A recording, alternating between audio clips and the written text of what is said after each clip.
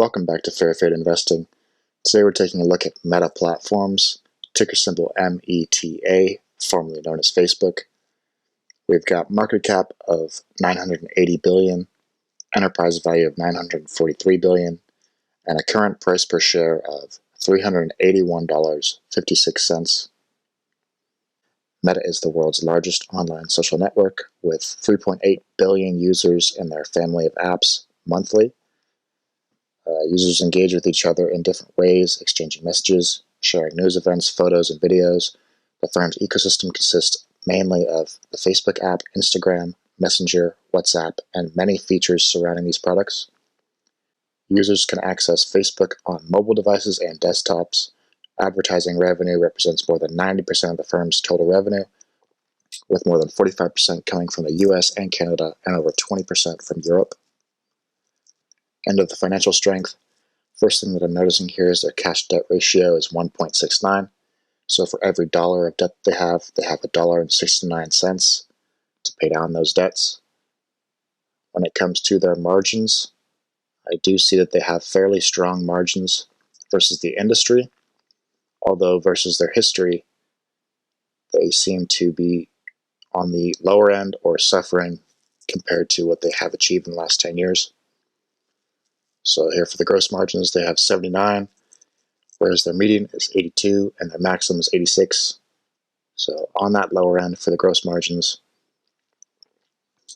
For the operating margins, their median was 38 and their current is 29. Net margins, they've achieved a maximum of 39.6 and a current at 23.42. When it comes to free cash flow margins, they have 29.6 as their current and a median of 34.7. So looking at their margins, it does give me some questioning of why this business is just about at all-time highs, considering that their margins are not even close to their all-time highs. We'll have to dive deeper later on. They still do have strong margins here, as we see versus the industry. They're still killing the game, and there's not many companies like it in the industry apparently. But again, versus their history, I would like to see higher numbers, especially considering that they're on track to be at all-time highs soon. So we'll have to check in with that later on the DCF. I use these numbers to assess the business strength and financials, but to see how management's doing, I use return on equity, return on assets, return on invested capital, return on capital. So it looks like for these, again, versus the industry, they're doing pretty strong. And versus history, well, they're still good numbers, slightly above the median for ROE.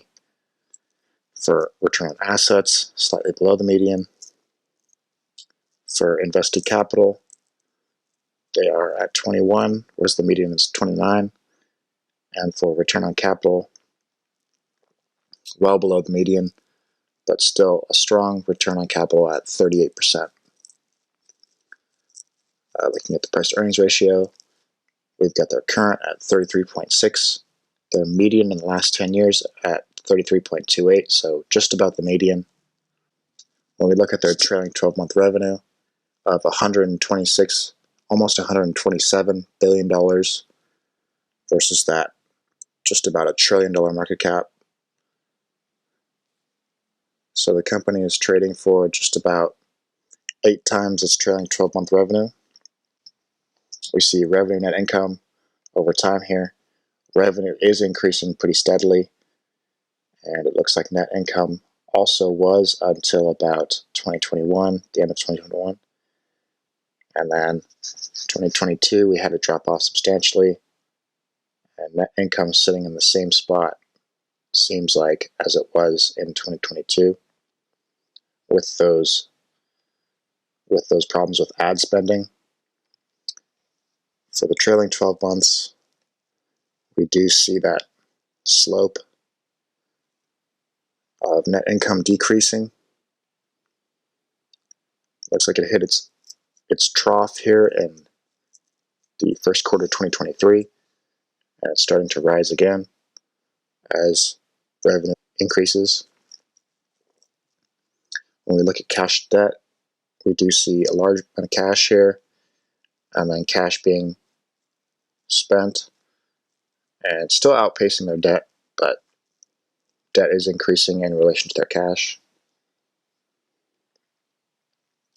We see lots of share buybacks here starting in 2020, and substantial buybacks here all throughout. When we look at their operating revenue by business segment, we see that it's their family of apps that generates them the real revenue, and then their reality labs, which is like their meta headsets. We do see that by geographic region, the US makes up 40.5% of the revenues, followed by Asia Pacific with 23.8%, Europe at 22.9%, the rest of the world with 10.3%, and Canada at just about $3 billion. So they are fairly expanded across the entire globe. This is telling me that maybe there's a little bit less room for growth, although if they can generate this much from the United States, what's stopping them from doing so with Asian Pacific other than competition?